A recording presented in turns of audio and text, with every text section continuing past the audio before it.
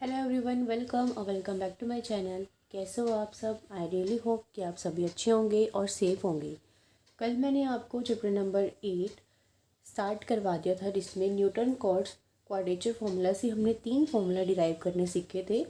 First one is trapezoidal, second one is Simpson's 1/3 rule and third one is Simpson's 3/8 rule. I really hope कि आप सभी ने वो video भी देख ली होगी और आपको समझ में भी आ गया होगा। तो इसमें बेसिकली आपको अब क्वेश्चन करने के लिए क्या चाहिए, सिम्पसन्स 1/3 का फॉर्मूला लर्न होना चाहिए, ट्रेपेजोइडल फॉर्मूला लर्न होना चाहिए जो कि ये था, सिम्पसन्स 1/3 लर्न होना चाहिए जो कि ये था, और सिम्पसन्स 3/8 लर्न होना चाहिए जो कि ये वाला था। ठीक है, तीनों के आपको फॉर्मूले लर्न होने चाहिए। अब हम देखेंगे एक्सरसाइज का क्वेश्चन नंबर 1, जिसमें एक ही क्वेश्चन पे तीनों ही रूल आपने अप्लाई करने हैं। तो आपको कंसेप्ट बहुत अच्छे से समझ में आ जाएगा तीनों ही फॉर्मूले का कि कैसे अप्लाई करना होता है। ठीक है, देखो सबसे पहले ना इसमें आपको टेबल बनानी होती है। टेबल कैसे बनाते हैं हम, देखिए क्वेश्चन क्या है, ये मैंने यहाँ पे नोट किया हुआ है, बुक का कोई काम नहीं है अभी। देखो ये आपका फंक्शन है 1/1 + x² dx और लिमिट्स है 0 से लेके 1 तक। तीनों ही रूल से इसको सॉल्व कर रहा है। h की वैल्यू अलग अलग आपको दी हुई है। ट्रेपेजोइडल रूल में h को 1/4 लेना है, सिम्पसन्स 1/3 में h को 1/4 लेना है, सिम्पसन्स 3/8 में h को 1/6 लेना है। और यहाँ पे मेन रूल जो है वो h का ही होता है। जो लोअर लिमिट होती है उसको a बोलते हैं, जो अपर लिमिट होती है उसको b बोलते हैं। तो इस क्वेश्चन की अगर मैं बात करूँ तो इसमें a कौन है 0, b कौन है 1, और हम फर्स्ट पार्ट कर रहे हैं। तो फर्स्ट पार्ट में h कितना है 1/4 और फंक्शन क्या दिया हुआ है 1/1 + x²। ठीक है, तो देखो हम निकालते हैं इंटरवल्स। इंटरवल्स निकालने का फॉर्मूला होता है b - a/h। b कितना है 1, 1 - 0 अपॉन 1/4, तो 1/1/4 इज इक्वल्स टू 4। तो यानी मेरे को 0 और 1 को 4 इक्वल इंटरवल्स में डिवाइड करना है।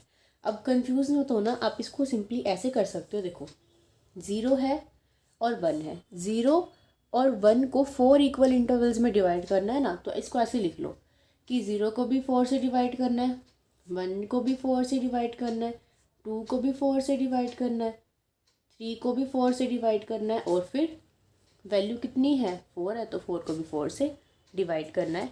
और आप इसको ऐसे भी कह सकते हो 0, 1/4, 2/4 को कट करोगे तो क्या आएगा 1/2, 3/4 और 1। हमने क्या किया, हमने 1 को डिवाइड कर दिया। ठीक है, ये किसकी वैल्यू है, आपकी x की वैल्यू है। किसकी वैल्यू है ये, x की वैल्यू है। ठीक है, x की क्या क्या वैल्यूज आ गई 0, 1/4, 1/2, 3/4 एंड 1। अब ये x है और ये फंक्शन है। इस x की इन वैल्यूज़ के कॉरस्पॉन्डिंग यहाँ y की वैल्यू लिख दो। x की वैल्यू 0 रखोगे तो y कितना आएगा 0 आएगा। x की वैल्यू यहाँ 1/4 रखो, 1/4 का स्क्वायर करोगे कितना बनेगा 1/16, 1 + 1/16 एलसीएम लोगे 16, 16 + 1 17, 17/16 बनेगा। और क्योंकि 1 है 1/17/16 तो क्या बन जाएगा 16/17।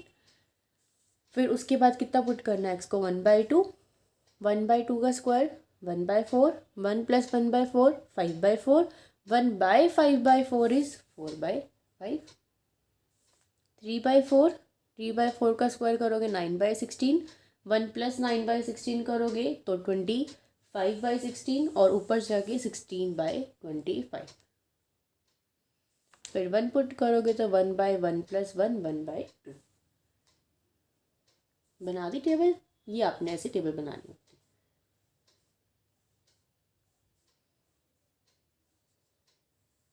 इसमें नाम ध्यान रखना, स्टार्टिंग से ही नाम होते हैं। ये y0 है, ये y1 है, ये y2 है, ये y3 है और ये y4 है।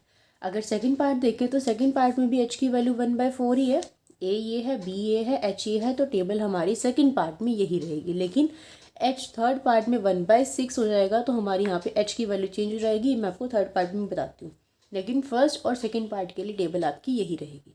अब सिंपल सी बात है, बस ट्रेपेजोइडल रूल आपको फॉर्मूला पता होना चाहिए, जो कि क्या था a से b f(x) dx then h/2 y naught और वाई एन एक एक बार थे तो इन दोनों को हमने इकट्ठा लिखा था, फिर 2 टाइम्स बाकी जो टर्म्स बच गई यानी कि y1 plus y2 plus y3 up to yn-1। ये आपकी क्या थी, ट्रेपेजोइडल रूल का फॉर्मूला था। ठीक है, अब इस क्वेश्चन की अगर मैं बात करूं तो यहाँ पे आपकी nth टर्म देखो, लास्ट यही है ना, ये y0 है, ये y1 है, इसमें वैल्यू पुट कर दो बस। देखो h/2 y0 कितना है 0 प्लस yn आपका मतलब y4 लास्ट टर्म, तो n की वैल्यू यहाँ पे कितनी है 4 है, तो yn कितना बनेगा 1/2 बनेगा। एक मिनट, जब आपने x को 0 पुट किया तो 1 + 0 = 1, 1/1 = 1, y0 पे वैल्यू 1, y0 पे वैल्यू 1। ठीक है, फिर 2 टाइम्स ऑफ, अब y0 और yn वाली टर्म को छोड़ दो और ये तीनों टर्म्स लिख दो, क्योंकि ये तो हमारा जनरल फॉर्मूला था। अब इसके अकॉर्डिंग बात करें तो y0 और yn तो यहाँ आ गई, यानी कि y0 और y4 तो यहाँ आ गई, और ये वाली टर्म्स बच गई, तो इन टर्म्स को अंदर लिख दो। 16/17 प्लस 4/5 और प्लस 16/25, बस। ठीक है, क्लियर है। अब इसको आपने क्या करना है, सिंपली के सॉल्व करना है। अब देखो h की वैल्यू भी पुट करेंगे, h की वैल्यू कितनी है फर्स्ट पार्ट में 1/4, तो 1/4/2 करोगे तो कितना हो जाएगा 1/8, तो यहाँ क्या आ जाएगा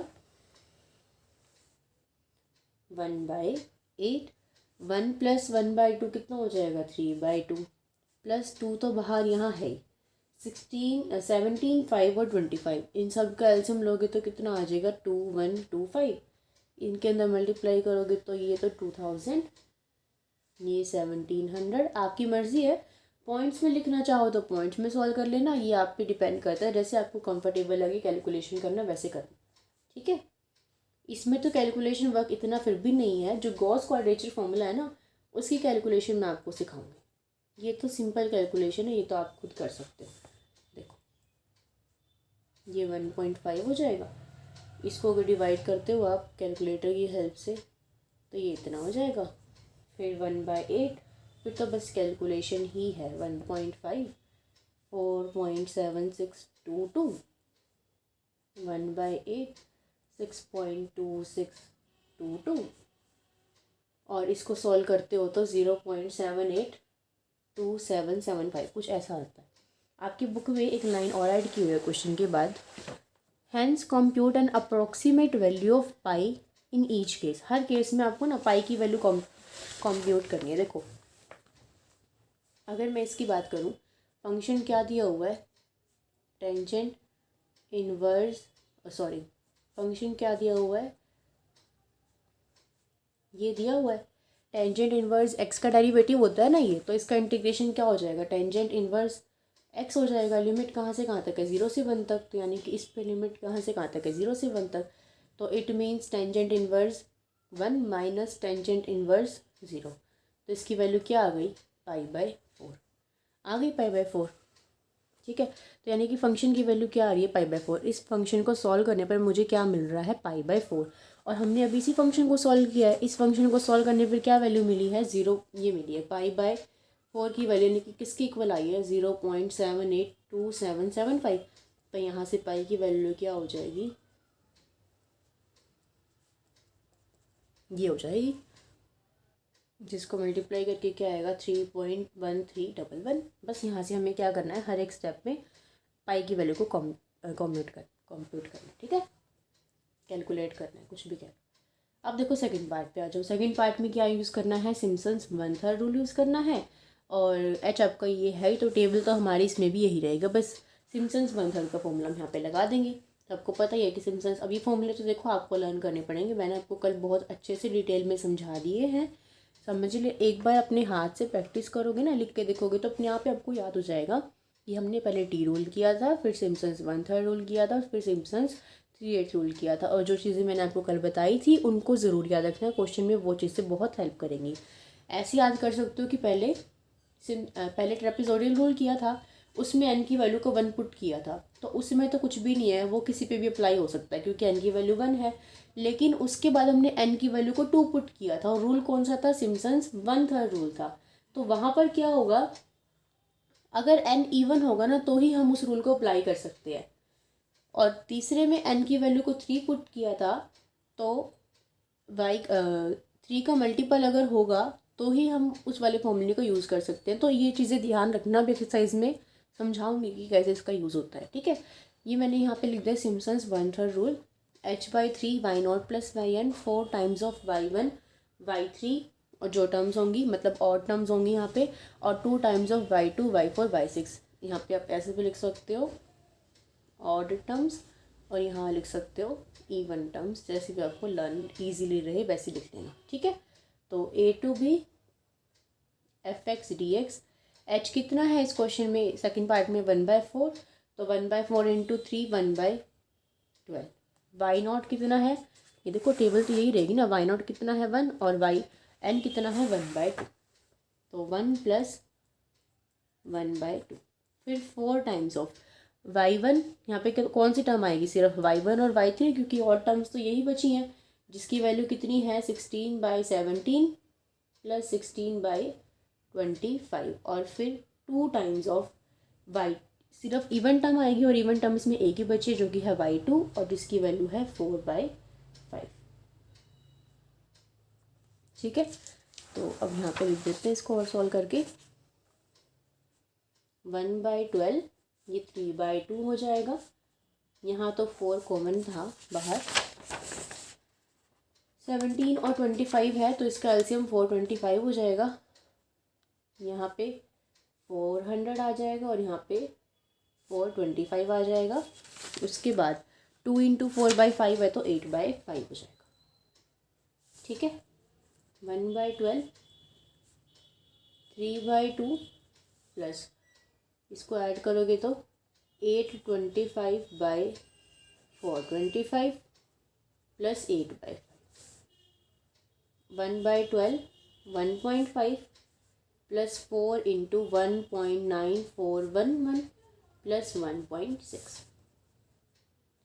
तो 1/12, ये देखो यहाँ पे थोड़ी सी कैलकुलेशन में मिस्टेक हो गई थी, यहाँ 272 आएगा, इन दोनों को ऐड करेंगे तो 672 बनेगा, 672/425 करोगे तो 1.58117 बनेगा, क्योंकि ये 2 डिजिट तक है तो इसको भी हम 2 ही डिजिट तक ले लेते हैं। 6 वैसे तो पूरा मल्टीप्लाई करने के बाद ही आएगा, बट इसको भी हम 2 डिजिट तक ले लेते हैं। 6.3 प्लस 1.5 प्लस 1.6 करेंगे तो आपके पास क्या आएगा, यहाँ पे 9.4 आएगा, और 9.4 को जब 12 से डिवाइड करोगे तो 0.78333333 ये आपके पास आएगा, ठीक है। तो इसकी वैल्यू आ गई हमारे पास, जो हमें सॉल्व करना था उसकी वैल्यू आ गई। अब वही सेम बात यहाँ पे भी अप्लाई होती है कि π/4 आएगा फंक्शन को सॉल्व करके, और हमारे पास जो वैल्यू आई है वो ये आई है, ठीक है। तो यहाँ से हम पाई की वैल्यू निकाल देंगे, इसको मल्टीप्लाई करके किससे, 4 से, तो इसको मल्टीप्लाई करोगे 4 से तो आपके पास कुछ वैल्यू आएगी 3.13333, ठीक है। क्लियर है, ये सेकंड पार्ट हो गया सॉल्व। अब थर्ड पार्ट पे आ जाओ। थर्ड पार्ट में टेबल में क्या है, ए की वैल्यू तो देखो यही है 0, बी की वैल्यू 1 और एच की वैल्यू 1/6। तो इंटरवल्स निकालने का formula b minus a/h, 1 minus 0/1/6, तो 1/1/6 यानी कि 6। तो मतलब हमें 0 से 1 का जो एरिया है उसको 6 इक्वल पार्ट्स में डिवाइड करना है।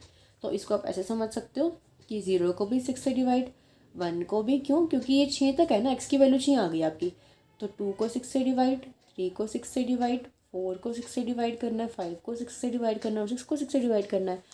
तो क्या आएगा, 0, 1/6, 1/3, 1/2, 2/3, 5/6 और 1। ये किसकी वैल्यू बन गई। ऐसे आप टेबल बना लेना, आपकी गलती नहीं होगी अगर इस तरह से बनाओगे तो।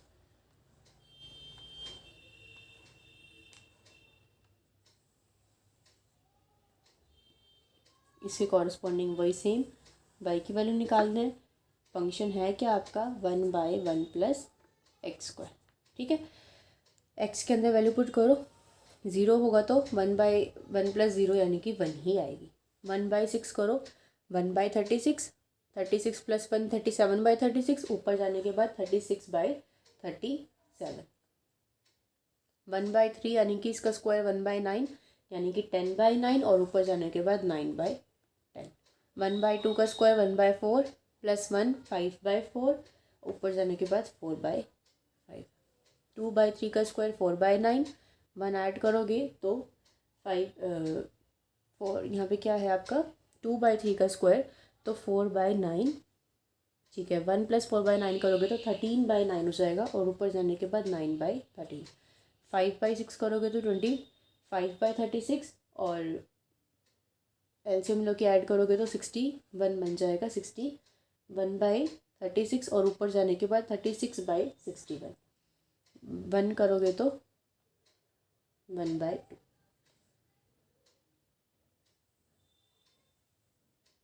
ठीक है, टेबल बन गई। ये y0 है, ये y1 है, ये y2 है, ये y3 है, ये y4 है, ये y6। ठीक है, रूल कौन सा लगाना है, सिम्पसन्स 3/8 रूल। तो इसका फॉर्मूला क्या होता है, a से b f(x) dx equals to 3h/8 y0 और yn एक साथ, फिर 3 टाइम्स किसका, y1 y2 y4 y5 वाली टर्म्स का और 2 टाइम्स जो 3 के मल्टीपल्स हैं उन टर्म्स का। ये मैंने आपको ऐसे लर्न कराया था। तो इस क्वेश्चन के अकॉर्डिंग h कितना है 1/6। तो देखो 3 × 1/6 और नीचे 8 ऑलरेडी है, ये बन जाएगा आपका। तो यहाँ पे 3 को इससे कट कर दो 1/2 और 8 2 ज़ा 16। तो यहाँ क्या आ जाएगा 16। y0 कितना है 1 और yn कितना है 1/2। 1 + 1/2। 3 टाइम्स ऑफ y1 कितना है 36/7। y2 कितना है 9/10। y4 कितना है 9/13 और लास्ट टर्म बस y5 ही रह जाएगी क्योंकि 6 तो इसमें आ गई। वो कितनी है 36/61 और 2 के साथ आएगी 3 के मल्टीपल में सिर्फ 2 ही टर्म है 4/5 और 4/5 ही आएगी सिर्फ, क्योंकि 6 तो इसमें इंक्लूड होगी ना आपकी, सिर्फ 4/5 ही आएगी। ठीक है, बस इसको सॉल्व करना है अब। यहाँ पे वही 3/2 + 3। अब इस सारी टर्म का अपनी एलसीएम लेना है और 4 2 ज़ा 8/5। 1 मिनट, इसको हम फर्दर, ये तो 1.5 बनेगा और ये 1.6 बनेगा। बस बीच वाली टर्म को सॉल्व करना हमारा काम रहेगा। तो कैलकुलेटर की हेल्प से मैंने इन कैलकुलेशंस कर लिया है। ये मैंने इसको डायरेक्ट यहाँ पॉइंट्स में सॉल्व करके लिख लिया। इन सभी टर्म्स को पहले इन तीनों को ऐड किया, फिर जो आंसर आया उसमें ये टर्म ऐड करी, फिर ये आ गया। इसको 3 से मल्टीप्लाई किया तो ये आ गया, तीनों को ऐड किया तो ये आ गया और 16 से डिवाइड कर दिया तो हमारे पास ये टर्म आ गई। ठीक है, अब क्या करना है, फिर से पाई की वैल्यू निकालनी है यहाँ पे। तो वही 5/4 किसके इक्वल है, हाँ 0.78539 के इक्वल है। और अब मेरे को क्या करना है, मेरे को पाई की वैल्यू निकालनी है। तो इसको मैं 4 से मल्टीप्लाई कर दूँगी। 0.78539 इंटू 4। तो हमारे पास जो वैल्यू आएगी वो क्या आएगी 3.14158816। तो हमने तीनों में पाई की वैल्यू को भी कैलकुलेट कर दिया, तीनों में ही हमने हमारा क्वेश्चन सॉल्व कर दिया। क्या था इन क्वेश्चंस में, कुछ भी नहीं करना।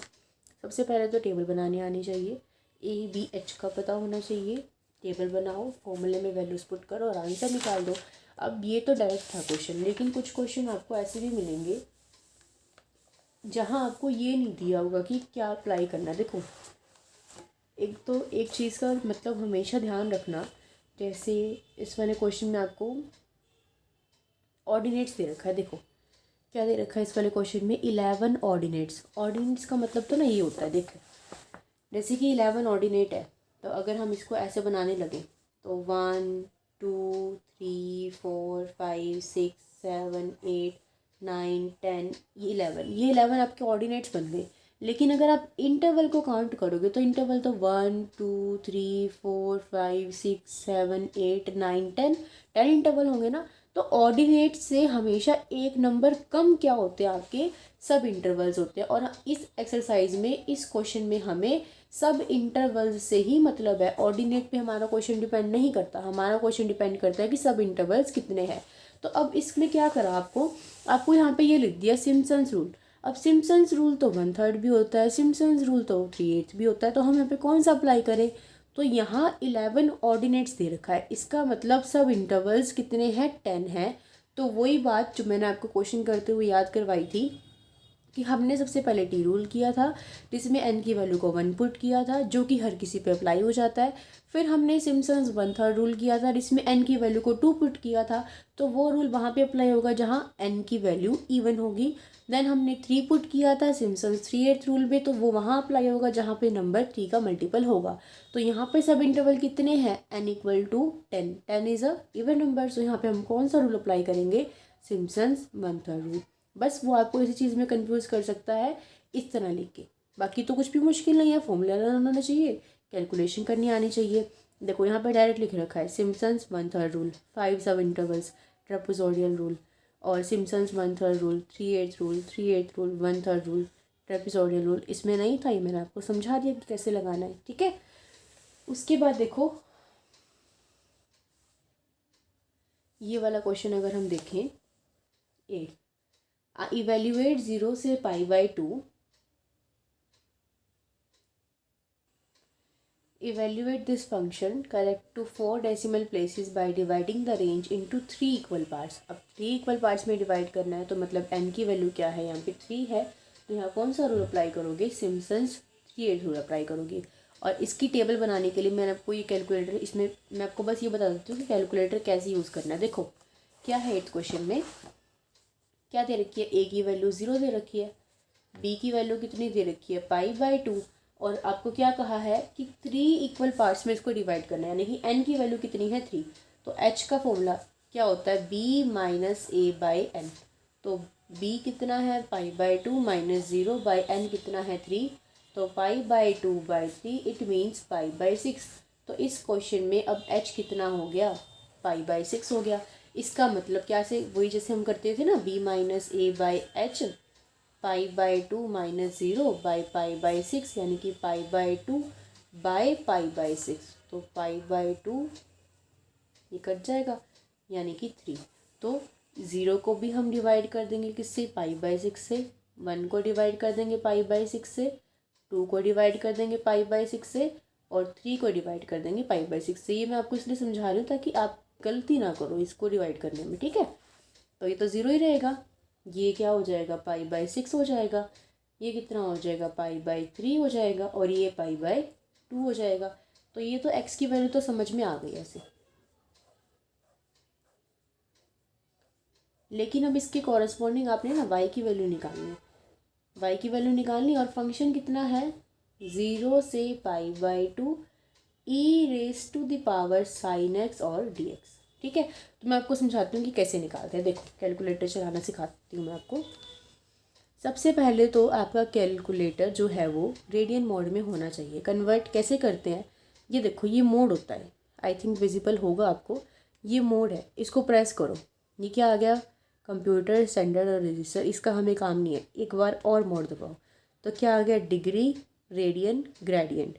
अगर कैलकुलेटर रेडियन मोड में है, डिग्री में करना है, तो जो नीचे नंबर है उसको प्रेस कर दो। मुझे अपना कैलकुलेटर रेडियन मोड में चाहिए, रेडियन के नीचे इस टाइम क्या लिखा हुआ है, 2, तो मैं 2 को प्रेस कर दूंगी। तो यहाँ देखो छोटा सा आपको विजिबल नहीं होगा, लेकिन आप अपने कैलकुलेटर में देखना छोटा सा R बना आ जाता है, तो आपका कैलकुलेटर रेडियन मोड में है। जब भी आपको ट्रिग्नोमेट्रिक फंक्शंस को सॉल्व करना हो तो कैलकुलेटर को रेडियन मोड में कन्वर्ट कर लेना।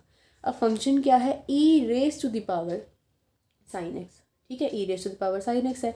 तो ये चीज़ मैं आपको पहले भी बता चुकी हूँ कि ये तो होता है आपका log e, और ये होता है ln। ये हम यूज़ उसमें करते हैं डिग्री मोड में, हम log का ही यहाँ पे यूज़ करेंगे। अगर आपको ये यूज़ करना है तो शिफ्ट दबा के ये दबा दो, ये यूज़ करना है तो इसके ऊपर देखो, ये ना कलर के अकॉर्डिंग देखना होता है। अब इस वाले में मेरे कैलकुलेटर पे तो येलो कलर है, तो शिफ्ट दबा के मैं ये दबा दूँगी तो मेरे को ई मिल जाएगा। लेकिन इसके ऊपर जो ई है वो पिंक कलर से लिखा हुआ है, तो पिंक कलर यहाँ पे अल्फ़ा का है, तो अल्फ़ा दबा के मेरे को ये दबाना पड़ेगा, तब मेरे को ई मिलेगा। ठीक है। तो मैं शिफ्ट दबाया मैंने और ये दबाया, मैंने शिफ्ट दबाया और लॉक दबाया, जस्ट अ मिनट, देखो शिफ्ट दबा के LN दबाया मैंने तो मेरे को क्या मिल गया, ई। क्या मिल गया मेरे को, ई मिल गया, ठीक है। अब मेरे को साथ में क्या चाहिए, साइन एक्स चाहिए साइन एक्स, तो यहाँ से साइन दबा दो, दबा दिया। अब एक्स की वैल्यू यहाँ पे क्या है, एक्स की वैल्यू यहाँ पे क्या है, किस पे वैल्यू निकालनी है, π/6 पे वैल्यू निकालनी है। सबसे फर्स्ट टेबल में π/6 पे वैल्यू निकालनी है, तो साइन के बाद मेरे को क्या लिखना है, π/6। तो ब्रैकेट में मैं क्या लिखूँगी, पाई। अब पाई कैसे आएगा, शिफ्ट दबा के ये एक्सपोनेंशियल दबा दो, तो देखो पाई आ गया। डिवाइड करना है किससे, 6 से, ब्रैकेट को क्लोज कर देनी है और आपका आंसर आ गया 1.6481, ठीक है। साइन 0 पे तो 1 ही होती है ना, क्या आ गया 1.648721721271, ठीक है, क्लियर है। अब आपको ना ये बटन दबाने की ज़रूरत नहीं है, आपने सीधा इक्वल टू दबा दिया, ठीक है।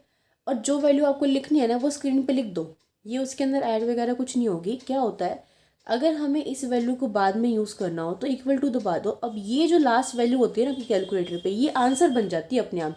इसका भी यूज़ होगा गॉस क्वाड्रेचर फॉर्मूला में, मैं आपको इस आंसर की का यूज़ करना सिखाऊंगी, अभी यूज़ नहीं है तो अभी इतना ध्यान न दो। जो वैल्यू आ गई ना इक्वल टू दबा के छोड़ दो, और जो आपने वैल्यू लिखनी है ना आप अपना अगला प्रोसीजर शुरू कर दो। तो मुझे दोबारा से क्या चाहिए, शिफ्ट और LN चाहिए, ठीक है। क्या हो गया,